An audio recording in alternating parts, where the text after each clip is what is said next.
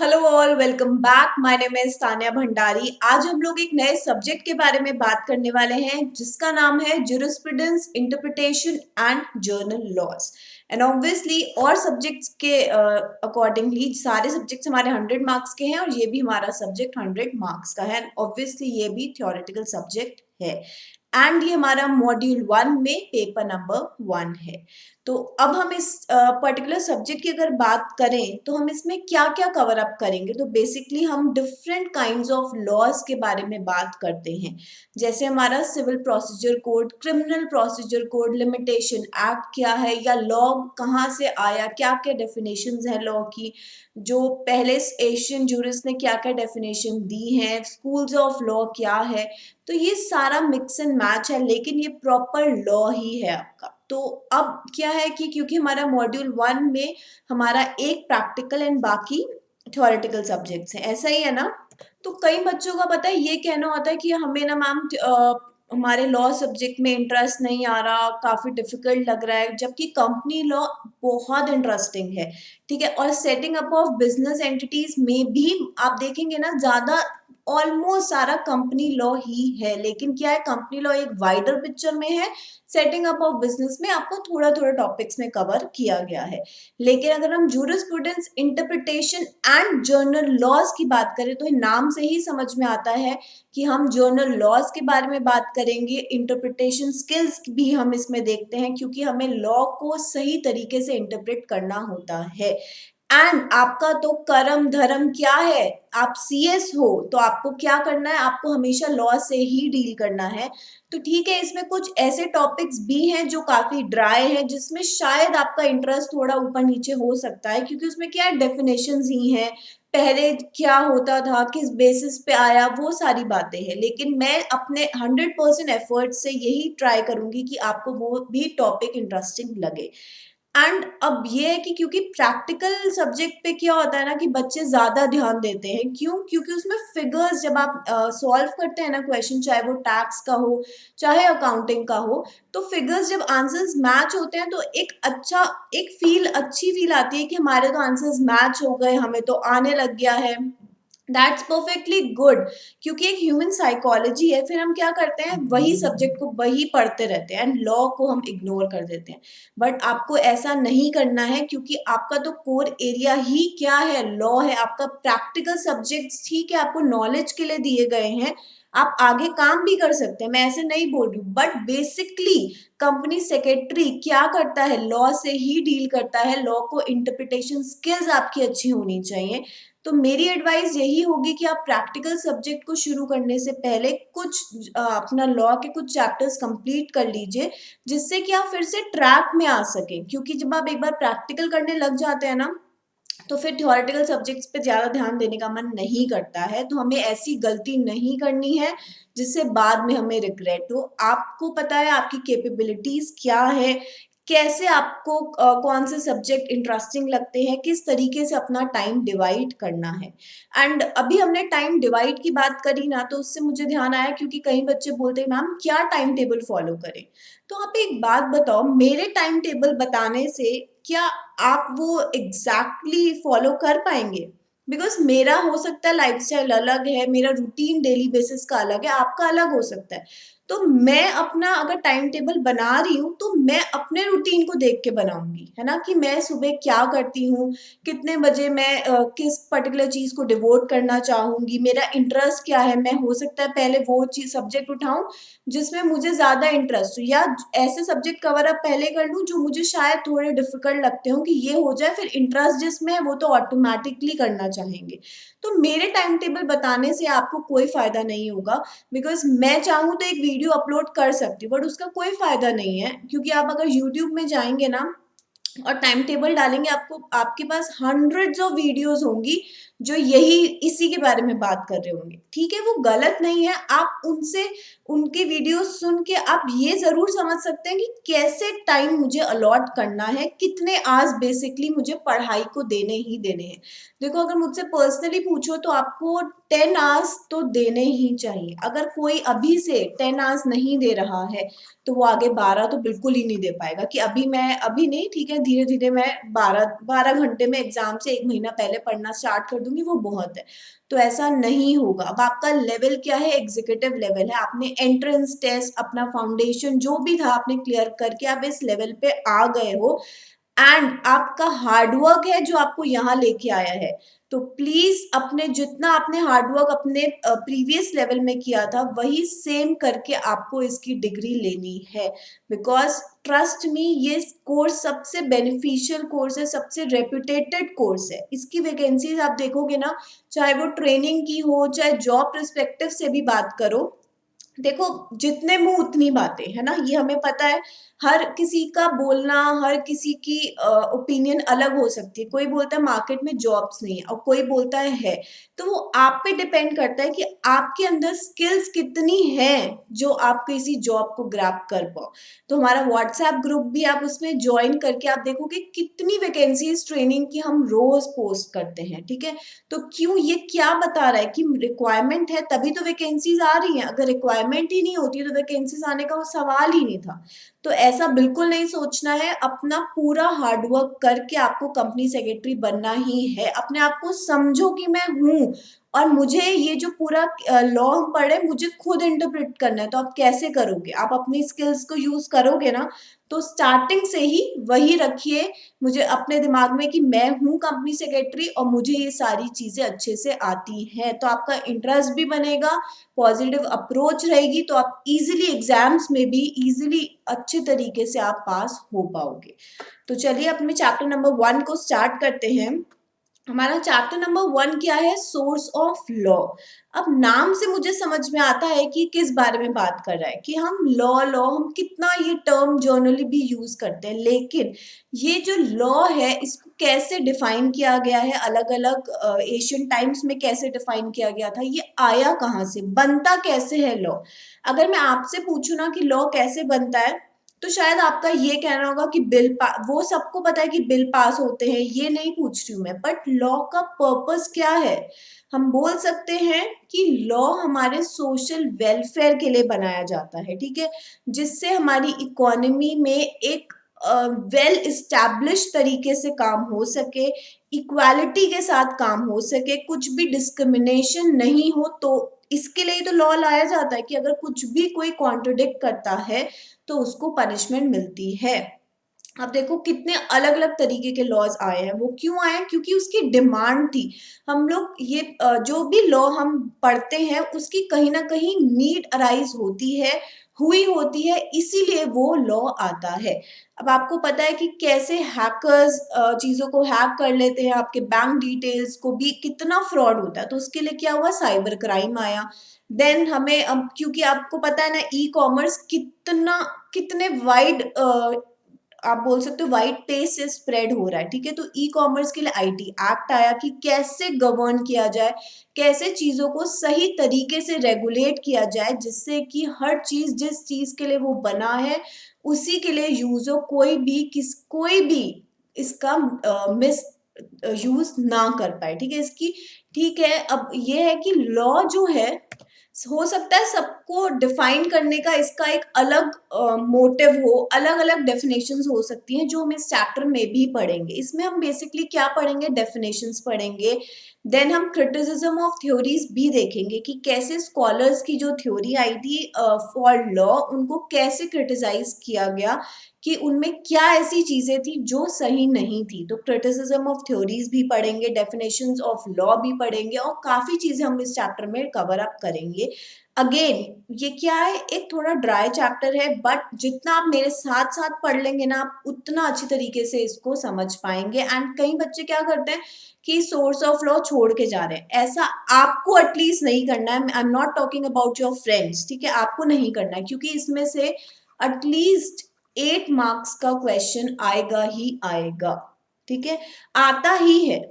तो इस और वो भी कैसे क्वेश्चंस होते हैं कि केस स्टडी तो नहीं आती। आप बोलोगे ये तो बहुत अच्छी बात है, क्योंकि केस स्टडी में क्या होता है ना कि क्वेश्चन पूछा सिंपल ही चीज जाती है, लेकिन उसको इस तरीके से पोर्ट्रेट किया जाता है ना कि बच्चा कंफ्यूज हो जाता है। तो इस चैप्टर में ऐसा कुछ है ही नहीं है कि जिससे आपकी केस स्टडी बन पाए, ठीक है। तो इससे डायरेक्ट क्वेश्चंस आते हैं, लेकिन अब उन डायरेक्ट क्वेश्चन को आपको कैसे समझ के आपकी अपनी स्किल्स को यूज करके आंसर को इस तरीके से प्रेजेंट करना है कि उसमें से की पॉइंट्स आप वही लिखो जो की पॉइंट्स हैं।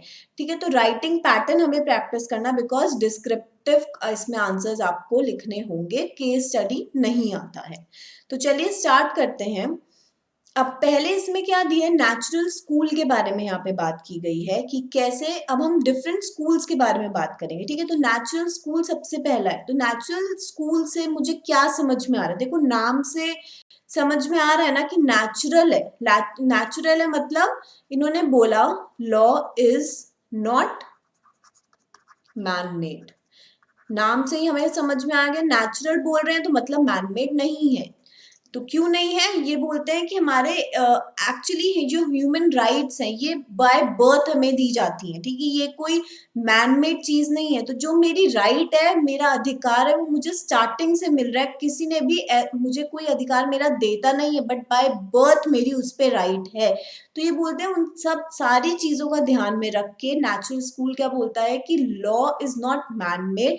एंड इनका मोटिव आप देखोगे ना क्या है कि जस्टिस, हर जो भी डेफिनेशन हम इस स्कूल में पढ़ेंगे, कंक्लूजन उसका वही होगा कि इक्वालिटी, जस्टिस सबको मिल रहा है। तो इन्होंने लॉ को इस तरीके से डिफाइन किया है।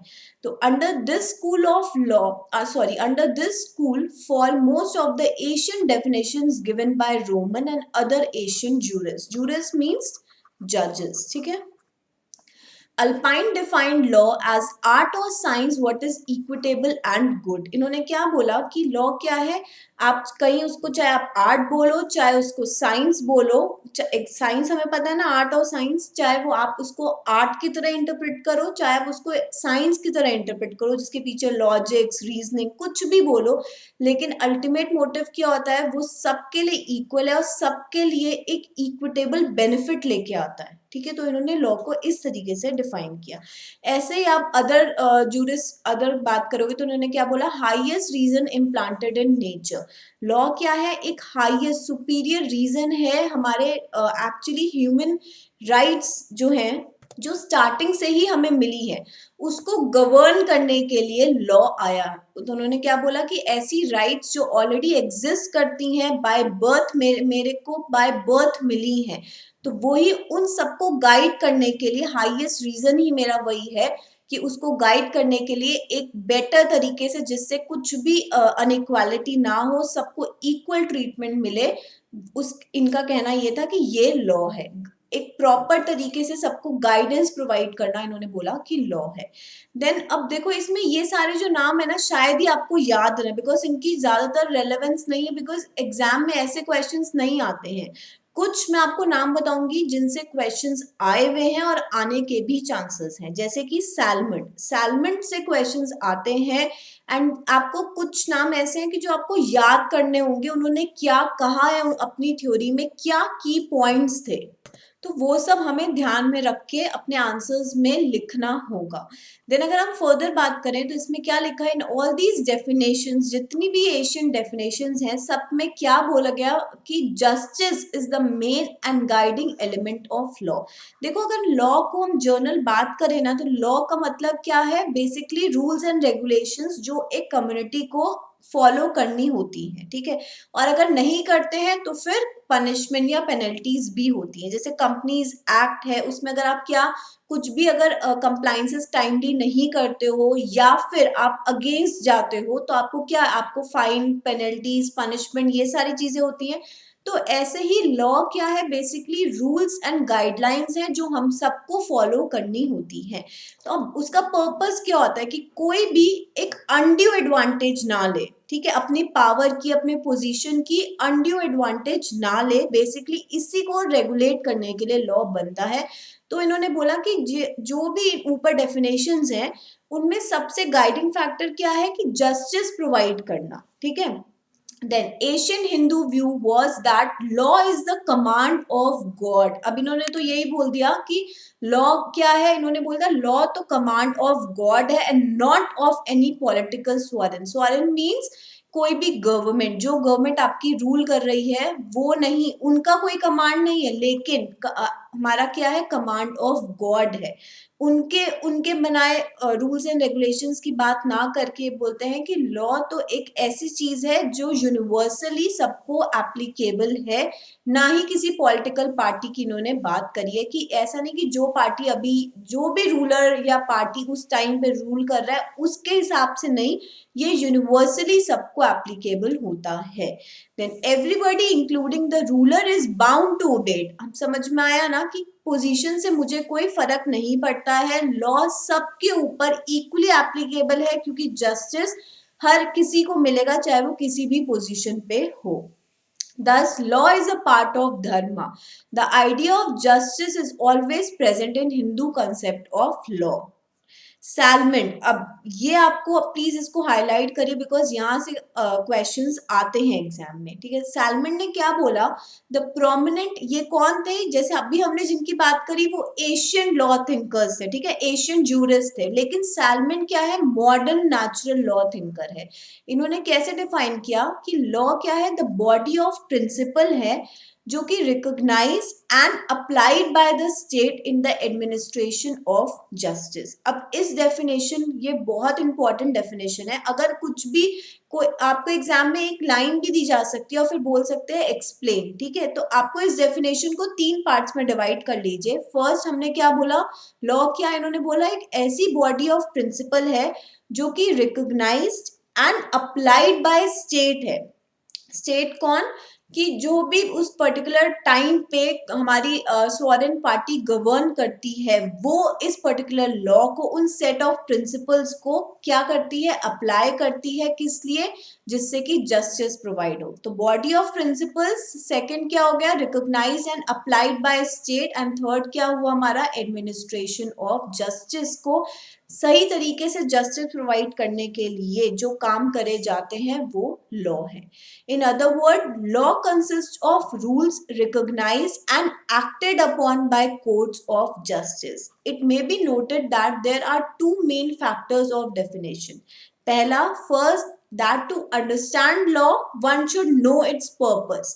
अगर मैं बोलती हूँ साइबर लॉज है तो उसका पर्पस क्या है, कि जो हैकिंग, जो हमारे इंटरनेट फ्रॉड्स हो रहे हैं उन सबको रोकना उसका पर्पस है। तो क्या बोला कि अगर मुझे लॉ समझना है ना तो उसके पीछे का ऑब्जेक्टिव क्या है, किस पर्पस के लिए वो अराइज हुआ है। जैसे हमने स्टार्टिंग में क्या बात करी कि लॉ हमारी सोशल नीड्स को देख के, सोशल वेलफेयर को देख के, हमारी जो भी प्रॉब्लम्स हो रही होती हैं उन सबको देख के क्या नीड है, किस चीज की नीड है, उन पे ध्यान रख के लॉ बनाया जाता है। क्राइम को, सब एक एग्जाम्पल क्या है, क्राइम को रोकने के लिए लॉ बनाया जाता है, ठीक है। तो क्या है मेरा ऑब्जेक्टिव, कि कुछ भी किसी के साथ फ्रॉड नहीं हो ऑनलाइन, क्योंकि आजकल ट्रांजैक्शंस इतनी हम लोग ऑनलाइन ही करते हैं, तो उससे क्या है, साइबर लॉ क्या देखता है कि कुछ भी फ्रॉड नहीं होना चाहिए। तो हमारा पर्पस क्या था, ठीक है, तो हमें सबसे पहले पर्पस समझना है कि लॉ क्यों बनाया गया। अगर मैं एक और एग्जांपल लेके, अगर मैं लेबर लॉज की बात करूं, आपके मॉड्यूल 2 में पेपर भी है एटॉमिक लेबर लॉज, उसमें क्या है, आपके एम्प्लॉयज को, आपको सपोज आप टर्म, एक सेट क्राइटेरिया है, जैसे प्रोविडेंट फंड देना ही है उसके अलग क्राइटेरिया है, ठीक है, आपकी वेजेस के लिए अलग क्राइटेरिया है, आपकी, आप जो काम कर रहे हो, आपके, आपका एक्सप्लॉयटेशन नहीं होना चाहिए, कि आपका टाइम है 9 to 6, ठीक है, 1-2 दिन आप कर सकते हो, ओवर टाइम हो रहा है, ठीक है, कभी कभी काम आ जाता है, लेकिन ऐसा नहीं कि महीने के 15 दिन ही आप 9-9 बजे तक 9 to 9 का शिफ्ट कर रहे हो, तो वो क्या हुआ, वो यूटिलाइजेशन नहीं, वो क्या हुआ, एक्सप्लॉयटेशन। तो ये सारी चीजों को गाइड करने के लिए, कंट्रोल करने के लिए आपको आपको जितनी आपकी सैलरी मिल रही है उसके अकॉर्डिंग आपको काम करना है, ठीक है। वो क्या हो रहा है कि हर सिनेरियो को देख के, समझ के लॉज आ रहे हैं। तो लेबर लॉज क्या हुआ कि आप लेबर पे कोई ऐसी एक्सप्लॉयटेशन नहीं होनी चाहिए, वेजेस का सेट पैटर्न होना चाहिए, सेट अमाउंट, मिनिमम वेज इतनी मिलनी ही चाहिए। तो वो क्या हो रहा है कि हम सारी चीजों को समझ के, कि हम अगर हम इस पे लॉ नहीं आता तो शायद एक्सप्लॉयटेशन आज भी होता है लेकिन कुछ हद तक कम होता है। तो क्या हुआ, उसका ऑब्जेक्टिव क्या था, एक्सप्लॉयटेशन को रोकना, ठीक है। Then second, in order to ascertain the true nature of law, one should go to the court and not to the legislature. अब इसका मतलब क्या है कि मुझे अगर इस पर्टिकुलर चीज का लॉ का एग्जैक्ट नेचर जानना है, इसमें क्या लिखा है, in order to ascertain the true nature to purpose of law, तो मुझे मेरी रूलिंग पार्टी के पास नहीं जाना है, ठीक है, जो हमारी स्वरन पार्टी है उनके पास ना जाके मुझे कोर्ट के पास जाना है, ठीक है। तो यही बात उन्होंने बोली, in order to ascertain the true nature of law one should go to the courts and not to the legislature. Then अब ये क्या था, ये सैलमन ने ये बात कही है कि इन्होंने बेसिकली 3 पार्ट्स में डिवाइड कर दिया डेफिनेशन को, कि लॉ क्या है, it is a body of principle, एक सेट रूल्स एंड रेगुलेशंस है जिनको अप्लाई कौन करवाता है, मेरी जो स्टेट गवर्नमेंट है या जो भी पार्टी रूल कर रही है वो अप्लाई कराती है, किस लिए, कि जस्टिस सबको सही तरीके से मिले।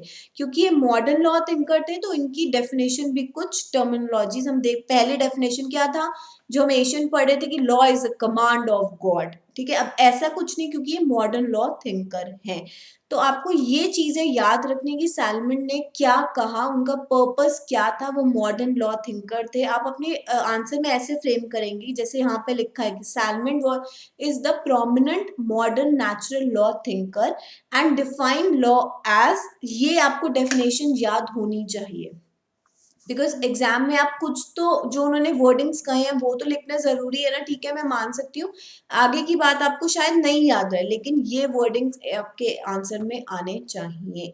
Then positivistic definition of law क्या है, अकॉर्डिंग टू जॉन ऑस्टिन। अब ये भी बहुत फेमस नाम है, ठीक है। इन्होंने क्या बोला, लॉ क्या है, law is the aggregate of rules set by man as politically superior और sovereign to men as political subject. In other word, law is the command of sovereign. इन्होंने क्या बोला, उन्होंने तो बोला था कि जो हमारी गवर्नमेंट है वो अप्लाई कराती है, लेकिन लॉज हमारे कुछ बेसिक सेट्स ऑफ प्रिंसिपल्स हैं जिनको ध्यान में रख के हमारी गवर्नमेंट अप्लाई कराती है। इन्होंने क्या बोला कि जो लॉ है ना वो कमांड ही स्वरन का है, कमांड ही हमारे सुपीरियर पावर का है, गवर्नमेंट का कमांड है, इन्होंने ये बोला, ठीक है। कमांड ऑफ स्वरन मतलब गवर्नमेंट का कमांड है लॉ, ठीक है। It obliges certain course of conduct, वो क्या करते हैं, हमें सर्टेन कोर्स ऑफ कंडक्ट बताते हैं कि इस तरीके से काम होना चाहिए,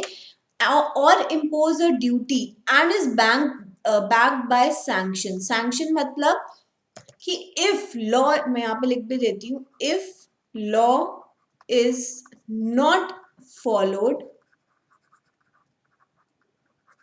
देन पनिशमेंट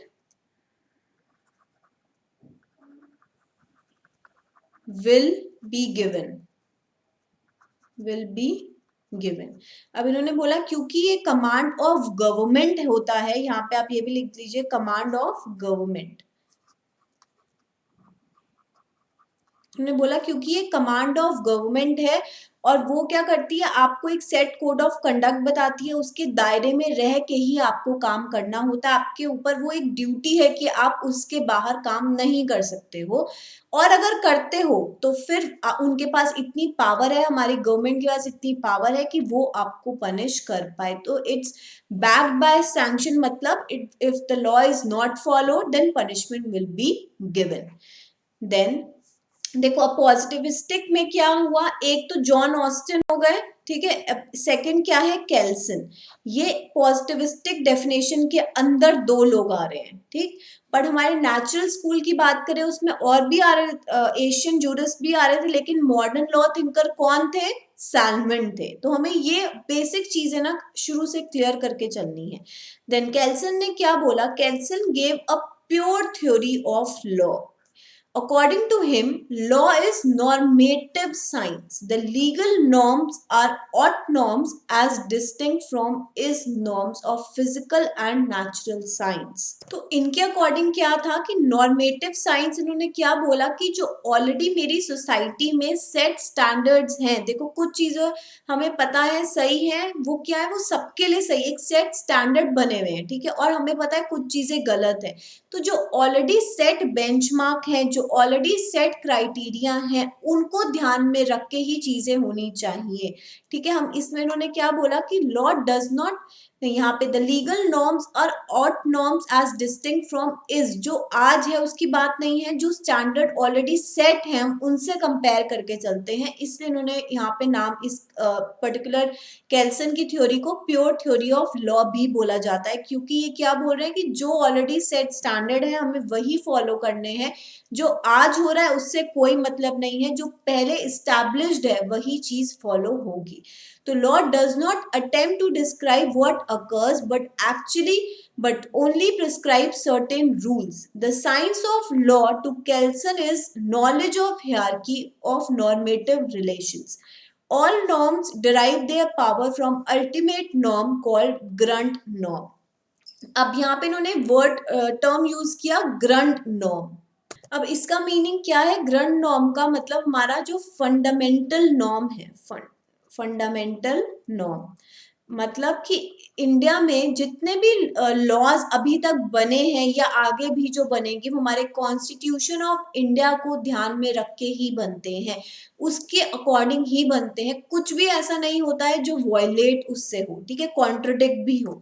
तो सारे लॉज हमारे कॉन्स्टिट्यूशन ऑफ इंडिया को देख के ही बनते हैं। तो ग्रंट नॉर्म का मतलब क्या है? जो हमारा फंडामेंटल, जैसे कि केल्सन क्या बोलते हैं कि जो चीज ऑलरेडी इस्टेब्लिश्ड है उसी के अकॉर्डिंग काम होगा, एक सेट प्रिंसिपल, सेट बेंचमार्क जो बन चुका है ना उसी के अकॉर्डिंग काम होगा। तो ऐसे ही हमारा जब कि कॉन्स्टिट्यूशन बन चुका है उसी के अंदर रह के ही उसी से सारे लॉ डिराइव होते हैं, कुछ भी ऐसा नहीं है जो उससे बाहर हो। तो ये दो हमारे किस में आए? जॉन ऑस्टिन और केल्सन हमारे पॉजिटिविस्टिक डेफिनेशन ऑफ लॉ में फॉल करते हैं। देन अब हमारा बात करते हैं हम लोग हिस्टोरिकल डेफिनेशन ऑफ लॉ की। हिस्टोरिकल डेफिनेशन ऑफ लॉ का क्या मतलब है कि देखो, एक थे सैविग्नीज। अब मुझे पता है नाम थोड़े वियर्ड हैं, थोड़े डिफिकल्ट हैं, नाम हमें जनरली ऐसे नहीं याद रहते हैं। वैसे फ्रेंड्स के नाम होते तो शायद अभी तक याद हो गए होते, क्योंकि अब पढ़ाई से रिलेटेड है तो नहीं याद रहते हैं। तो आप अपने अकॉर्डिंग इसमें कोई भी शॉर्ट फॉर्म बना सकते हो जिससे आपको चीजें याद रहे। अब सैविग्नी किससे डील करती है?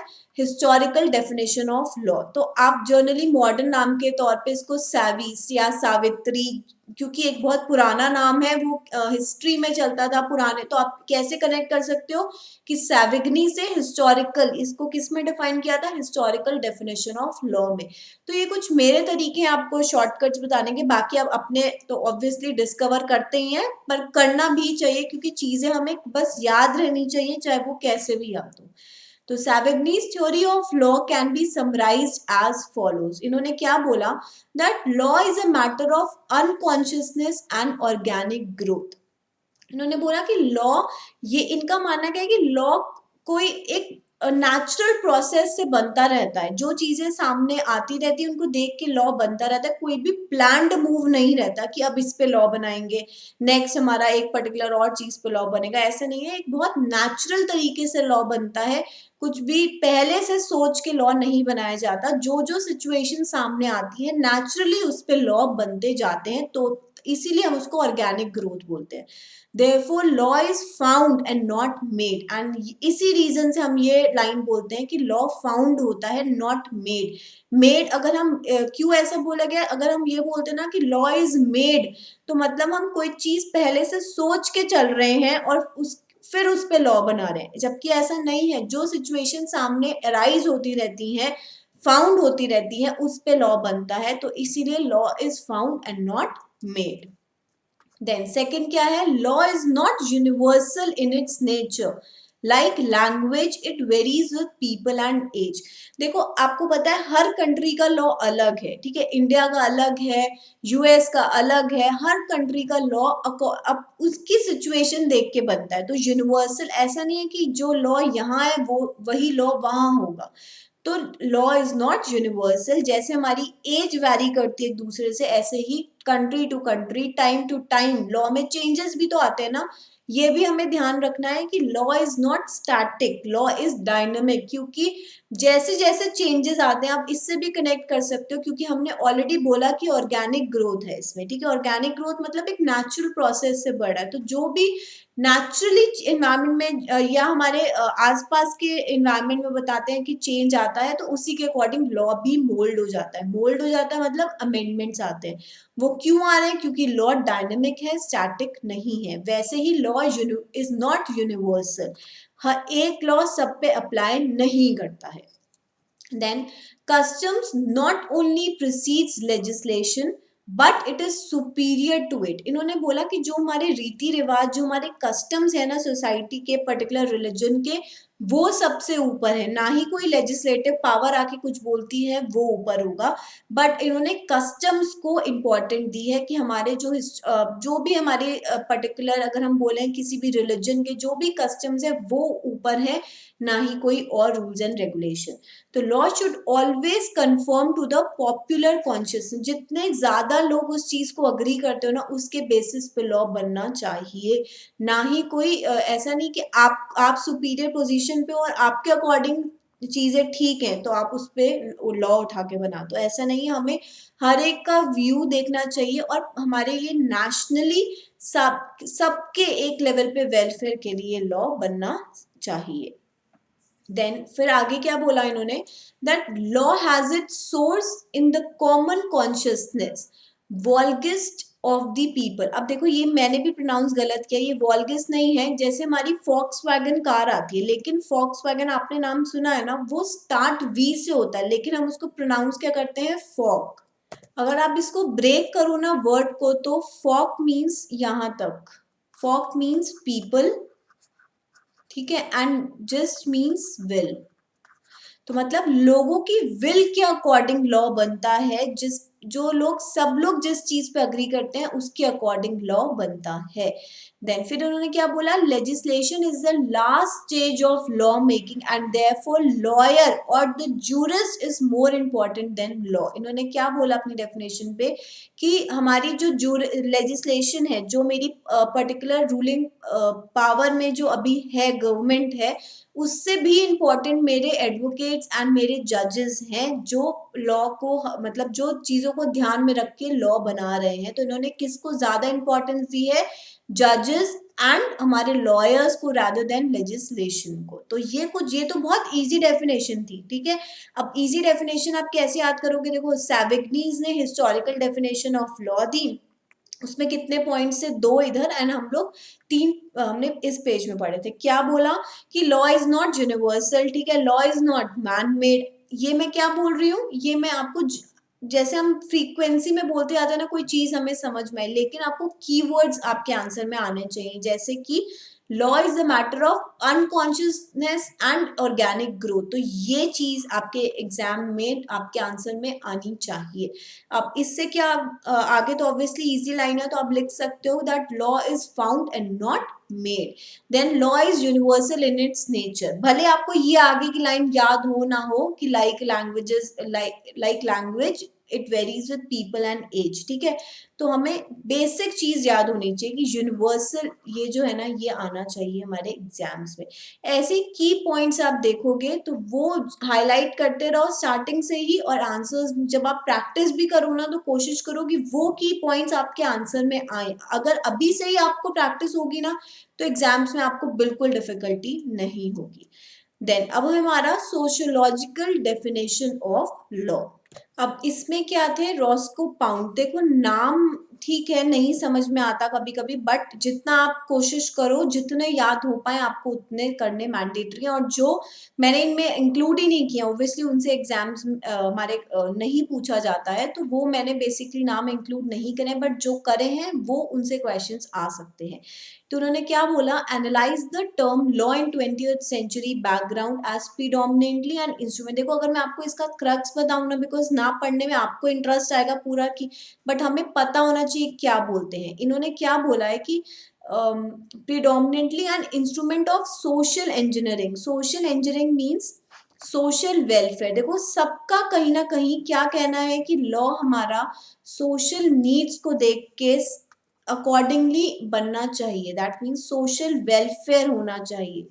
किसी भी लॉ के पीछे उसका क्या मोटिव होना चाहिए कि हमें सोशल वेलफेयर प्रोवाइड करना है। तो predominantly an instrument of social engineering in which conflicting pulls of political philosophy, economic interest and ethical values constantly struggle for recognition against background of history, tradition, ये सारी चीजें आपको याद करने की जरूरत नहीं है, बट आपके आंसर में क्या आना चाहिए, ये लाइन जरूर आनी चाहिए कि इन्होंने क्या बोला था कि इंस्ट्रूमेंट ऑफ सोशल इंजीनियरिंग है, ठीक है। लॉ क्या है इनकी साइड से, instrument of social engineering. Then Roscoe Pound thinks of law as social institution to satisfy social wants, the claims and demands and expectation involved in the existence of civilized society by giving effect to as much as may be satisfied, or such claims given effect by ordering human conduct through politically organized society। मतलब किसी भी चीज आप अगर कोई law बना रहे हो तो उसके पीछे क्या होना चाहिए, सोसाइटी का वेलफेयर, सोसाइटी का भला होना चाहिए। आई गेस इसको ध्यान ये पढ़ेंगे तो, क्योंकि ये लैंग्वेज से हम बहुत ज्यादा फेमिलियर है तो चीजें जल्दी याद होंगी। होना चाहिए, जैसे जो भी लैंग्वेज में आपको कंफर्टेबल लिखता ना वो लिखो। तो इनका बेसिकली यही पर्पस था कि कोई भी आप लॉ बना रहे हो तो उसके पीछे सोसाइटी का वेलफेयर को ध्यान में रख के इक्वालिटी के साथ, जस्टिस के साथ सबका वेलफेयर होना चाहिए।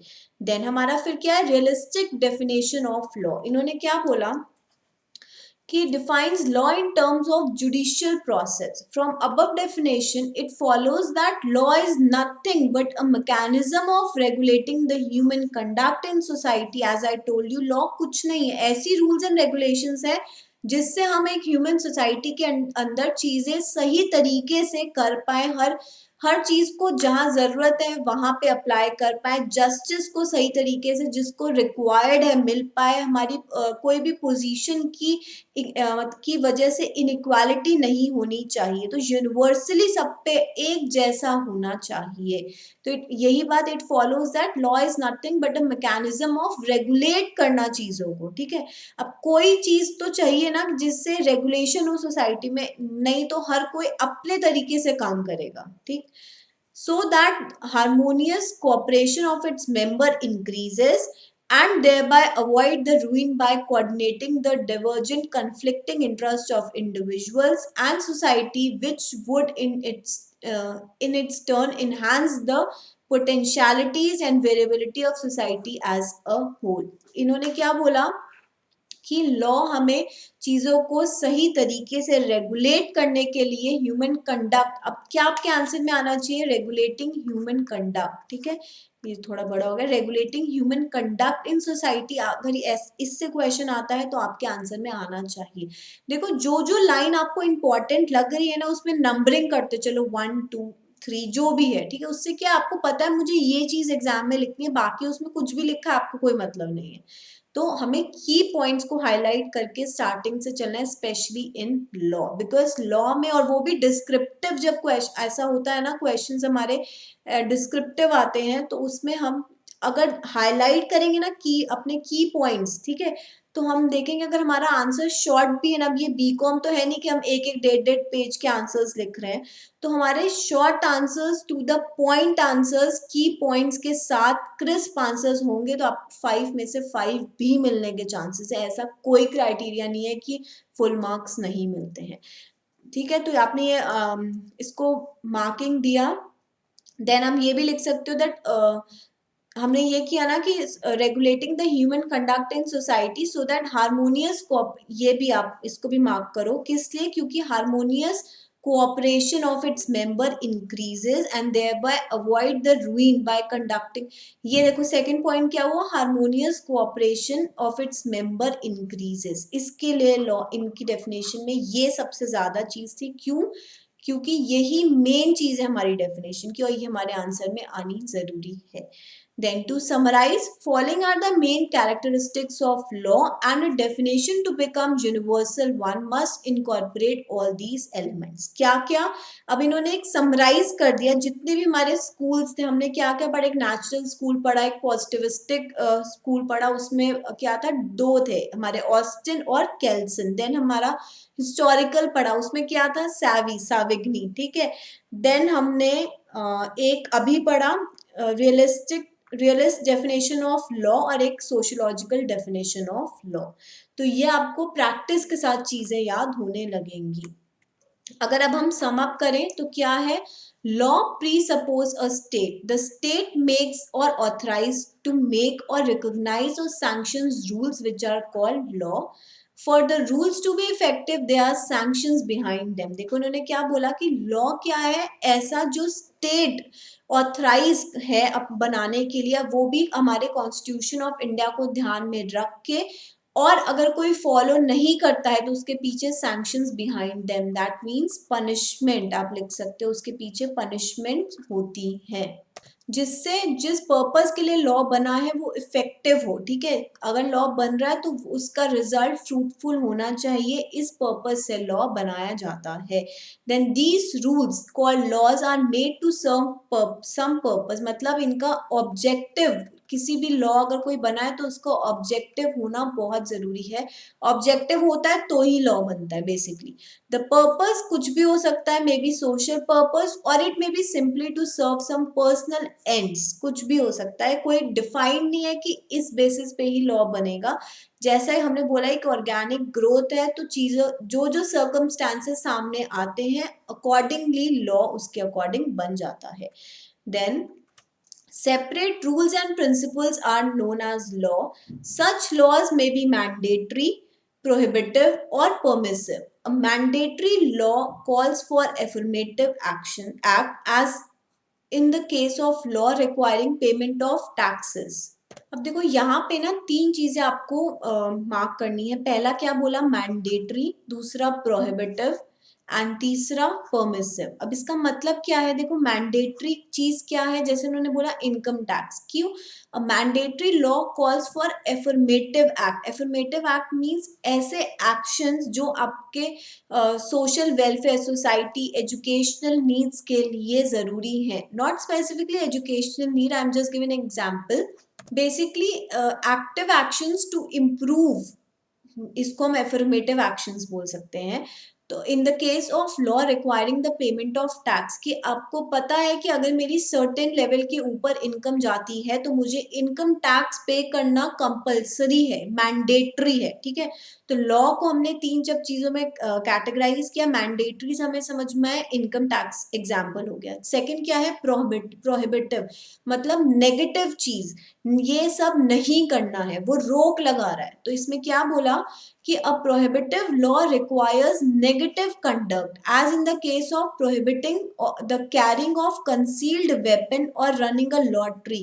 अगर देखो हमें पता है कि लॉटरी रिकॉग्नाइज बाय स्टेट्स भी होती हैं, स्टेट लॉटरीज भी होती है, जिनको परमिशन है वो ठीक है, लेकिन अगर आप अनऑथराइज इलीगल तरीके से जो भी काम कर रहे हो तो वो प्रोहिबिटिव है। इफ इट हम बात करते हैं, एग्जाम्पल लेते हैं, अगर हम ट्रैवल कर रहे हैं थ्रू फ्लाइट, ठीक है, वहां पे हमें पता है कि हमें वेपन्स लेके जाना अलाउड नहीं है, तो वो क्या है, प्रोहिबिटिव है। आपको जब आप जाते हो तो जब आप बुकिंग करते हो तो आपको एक गाइडलाइन भी दी जाती है आपके बुकिंग कंफर्मेशन से पहले कि ये सारी चीजें अलाउड नहीं है, प्रोहिबिटिव है। तो नेगेटिव, वो रोक रहा है आपको ऐसे काम करने से जो कि इलीगल है, अनऑथराइज्ड है। देन अगर हम बात करें परमिसिव की, permissive law is one which neither requires neither requires nor prohibits action but allows certain conduct on the part of individual if he desires to act। इसका मतलब क्या है, कुछ ऐसी चीजें जो आपके कंडक्ट पे डील करती हैं, दैट मीन्स परमिसिव आप समझ सकते हो liberal, it's opposite of strict. ठीक है, तो लिबरल तरीके से या आपके कंडक्ट पे है कि आप कैसे करते हो, वो आप इंडिविजुअल पर्सनालिटी पे है। अब एग्जाम्पल लेते हैं कि अगर मुझे ट्रैवल अब्रॉड करना है तो उसके लिए मुझे खुद को पता है कि मेरे पास क्या होना चाहिए, मेरे पास पासपोर्ट होना चाहिए और मुझे उस कंट्री में अगर वीजा की रिक्वायरमेंट है तो वो भी होनी चाहिए। तो ये क्या है, ये परमिसिव है। अब इसमें क्या बोला, permissive law is one which neither requires nor prohibit, allow करता है certain conduct on the part of individual. एक खुद की समझदारी पे बात आती है कि if he desires to act, कि अगर मुझे पता, अगर मुझे बाहर जाना है तो मुझे इतनी तो समझ है कि मुझे ये दो चीजों की मैंडेटरी रिक्वायरमेंट है। तो परमिसिव हमें समझ में आया, हमें प्रोहिबिटिव, हमें मैंडेटरी समझ में आया। तो ये तीन चीजें इंपॉर्टेंट हैं, आप इसको प्लीज मार्क करके इंपॉर्टेंट भी मार्क कर सकते हैं क्योंकि इनसे भी एग्जाम्स में क्वेश्चन आते हैं। तो देखो आज हमने एक छोटा इस पूरे चैप्टर का एक छोटा पार्ट किया है। क्यों? क्योंकि ये ड्राई चैप्टर है, मैं नहीं चाहती आपका एक एक डेढ़ डेढ़ घंटा का लेक्चर्स हो जिसमें आपको भी इंटरेस्ट नहीं है। जितना मैंने पढ़ाया है ना अभी, आप प्लीज साथ साथ पढ़ लीजिए, तो आपको वापस से ये नहीं रहेगा कि मैम मैंने फर्स्ट चैप्टर छोड़ जाऊं क्या। ऐसे क्वेश्चन तो मैं एंटरटेन ही नहीं करती हूँ। इसलिए आई एम रिक्वेस्टिंग यू कि साथ साथ पढ़िए। अभी मैं इसलिए शॉर्ट वीडियो बनाई है कि एटलीस्ट आप यहाँ तक कवर अप कर लें, फिर हम लोग नेक्स्ट अपने सेशन में नेक्स्ट फर्दर हम लोग बात करेंगे, ठीक है। तो आई होप आपको समझ में आया है। तो हम लोग इसके आगे कंटिन्यू अपनी नेक्स्ट क्लास में करेंगे। So till then take care, good bye.